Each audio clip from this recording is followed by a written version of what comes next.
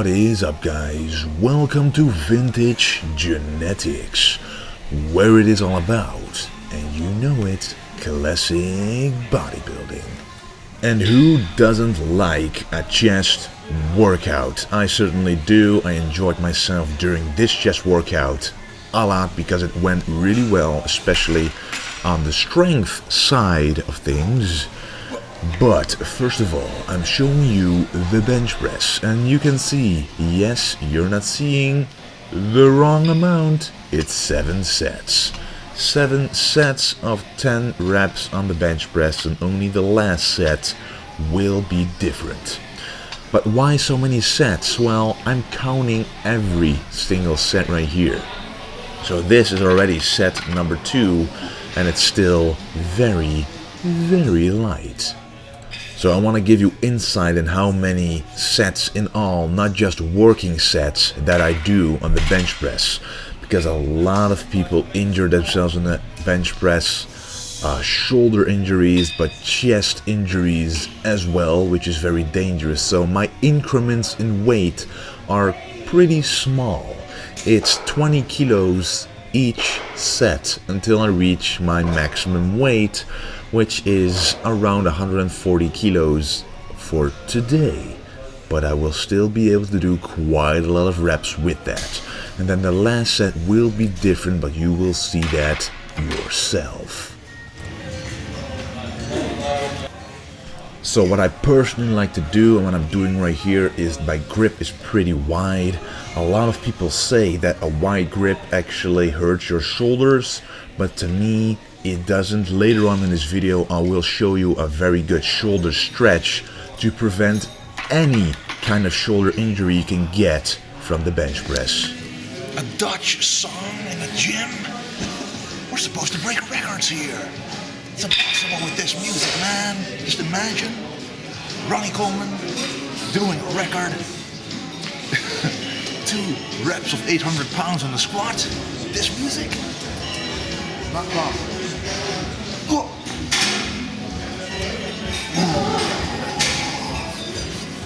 Let's do it.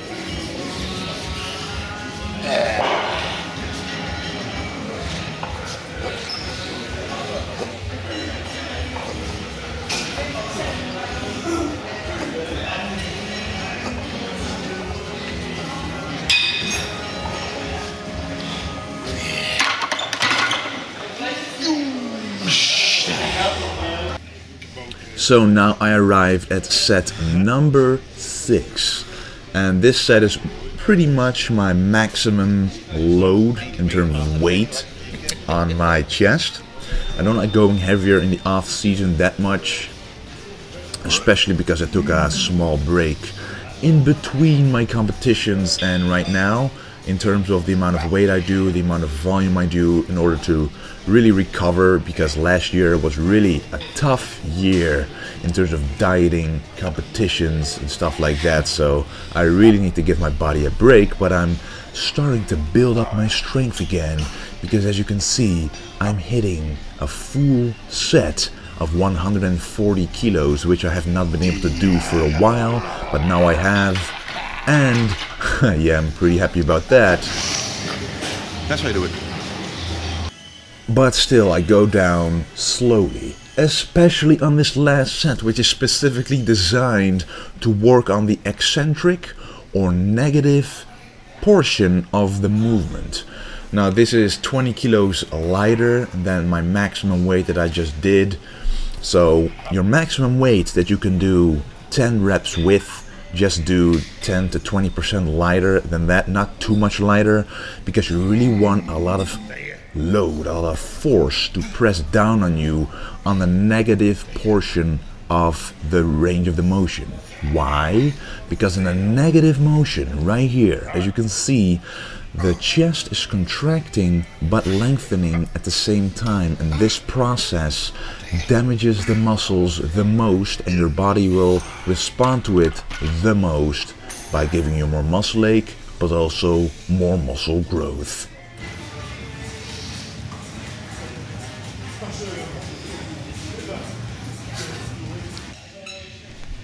And because my upper chest is always going to be a center of attention in terms of my chest workouts, at least until I fix that weak point. You know, you need an upper chest if you want to even compare to Arnold's chest, which is really my goal. But anyway, I'm targeting the upper chest right here. As you can see, I'm sitting kind of awkward, in an awkward position on this machine. Why? Because the seat is at its lowest setting, and that means that my arms will be higher up in relative to the handles, and that means that I target my upper pecs way more than if I would sit higher up. And this causes me to work the upper pecs just like you would do an incline bench press, but the difference here is that the handles actually move to the center as you press the weight, and that allows you to be able to contract the chest. So the main difference between the incline bench press and this plate loaded chest press is, well, you're not in an incline, but literally the position of your body in relative to the handles, relative to where you press the weight, is shifted, and that's why you really use the upper pecs. But watch out, you may use your front delts with this a lot as well, so you really have to have mind-muscle connection in your chest to be able to squeeze your chest independently. This is what you do when your shoulder hurts during the exercise.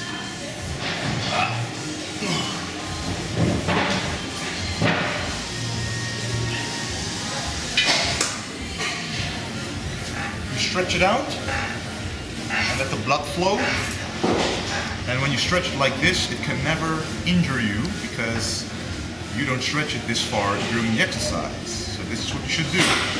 And normally you can only go this far, but you have to practice until you go all the way down. And then you can bench press without the pain.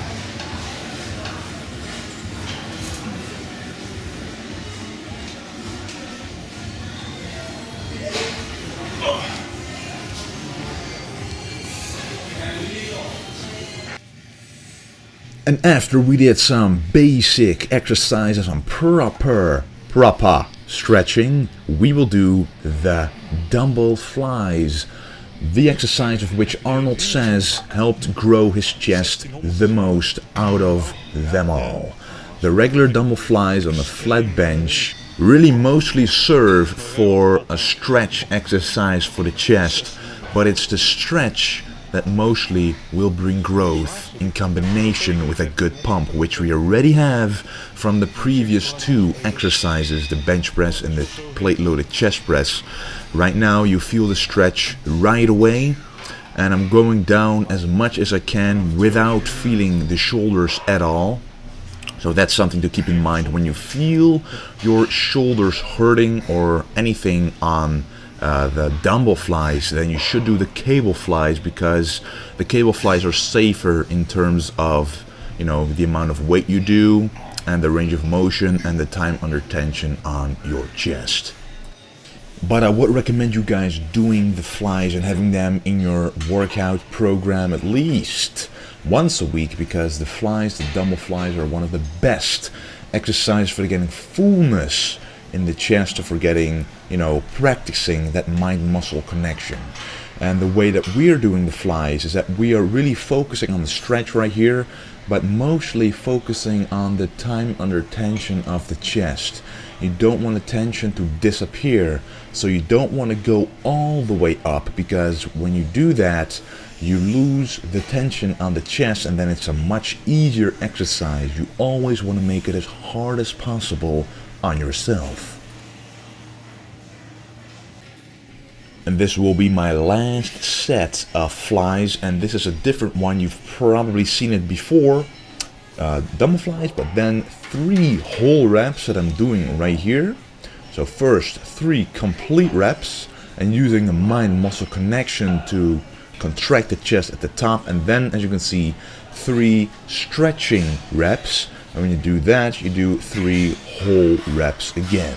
Now this way you really work all the angles and all the negatives, the eccentrics, the concentrics of the movement which really makes it a much more challenging exercise because the weight I'm using is much lower here than my previous set, but because I'm using a different tension, using different angles, it really is much more difficult.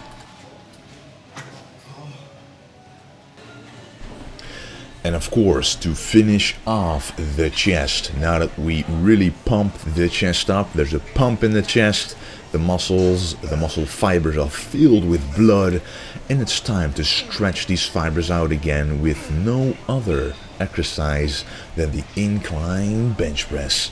And to maximize the stretch on your chest, I have a wide grip on this bar, and that causes the stretch to be maximum, and this is exactly how Arnold Schwarzenegger himself did it. And because there's this half natty lighting right here, I'm of course taking advantage of it and seeing what I look like in the off-season. To me this is, you know, in terms of off-season shape, for me this is ideal. I can still see what I'm training, I can still see what my weak points are, but I'm able to eat plenty enough to grow and recover properly.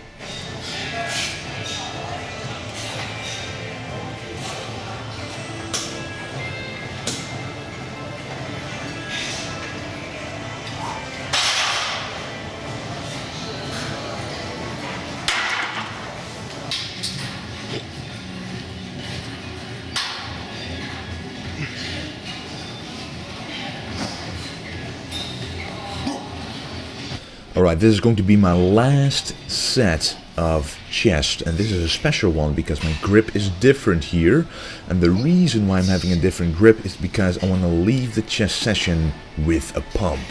And when you have a closer grip on the bench press, and you can probably see it, you're better able to contract the chest. So the stretch isn't as good, but the contraction definitely is, and it's something different. I usually never do this, but it feels real good. And now it is time to work the triceps, doing the incline skull crushers. If you guys are doing regular skull crushers or laying French presses on the flat bench, you should consider doing the incline version. And I personally don't feel this in my elbows at all. Of course, this is different for everybody, but because of the angle, the difference in angle, I can feel my triceps work even more. It could be due to the fact that I'm not used to this angle, but trying out different angles is always good for maximizing the growth of all the muscle fibers in the given muscle group.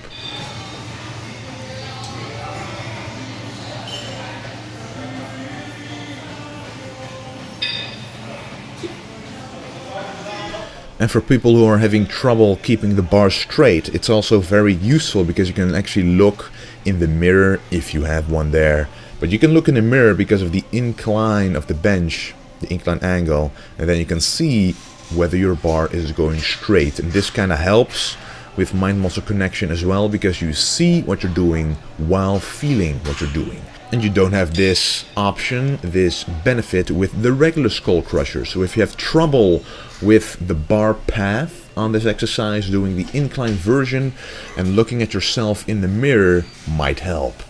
And you can see right here that I'm going pretty heavy. This is my third set, and after this I have one more set, but I immediately felt that it still felt too light for a third set, so I just decided to do 15 reps instead of the 10 reps that I had in mind beforehand. So don't always stick to the reps that you think, just stick to the reps that are necessary for muscle growth.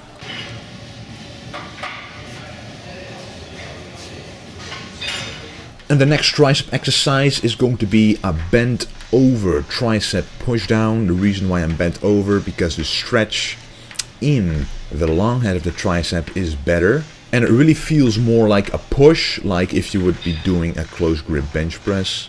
And as I mentioned before, you want to work as many angles as possible, so that's why I'm standing upright right here.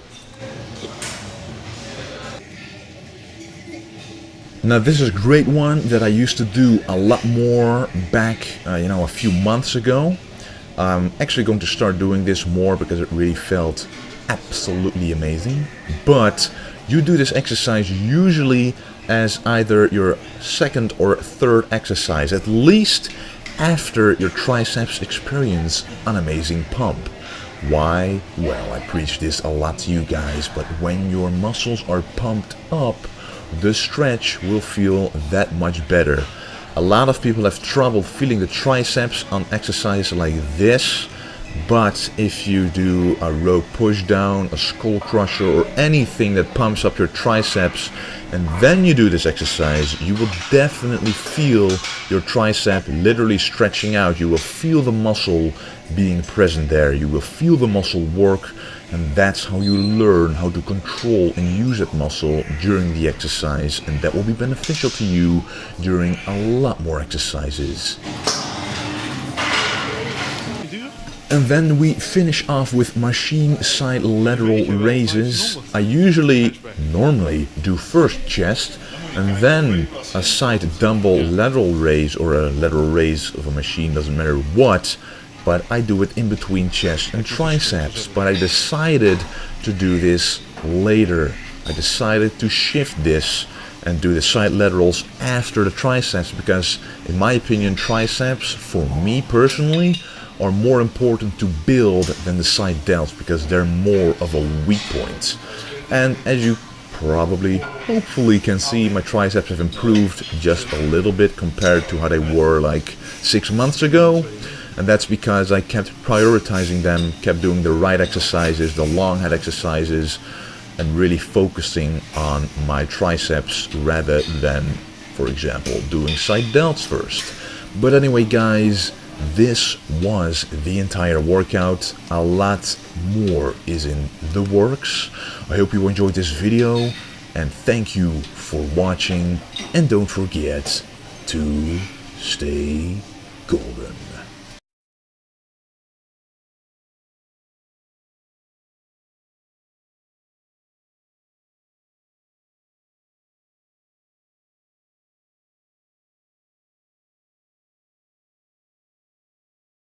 On the bench press, because a lot of people injure themselves on the bench press, shoulder injuries, but chest injuries as well, which is very dangerous. So my increments in weight are pretty small.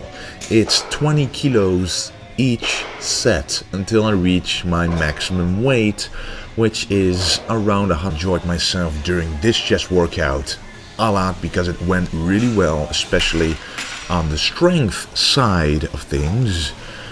But first of all, I'm showing you the bench press, and you can see, yes, you're not seeing the wrong amount. It's 7 sets. 7 sets of 10 reps on the bench press.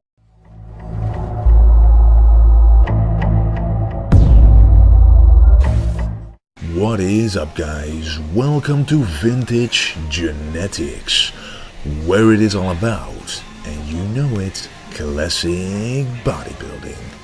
And who doesn't like a chest workout? I certainly do, and only the last set will be different. But why so many sets? Well, I'm counting every single set right here. So this is already set number 2, and it's still very, very light. So I want to give you insight in how many sets in all, not just working sets, that I do. 140 kilos for today, but I will still be able to do quite a lot of reps with that. And then the last set will be different, but you will see that yourself. So what I personally like to do, and what I'm doing right here, is my grip is pretty wide. A lot of people say that a wide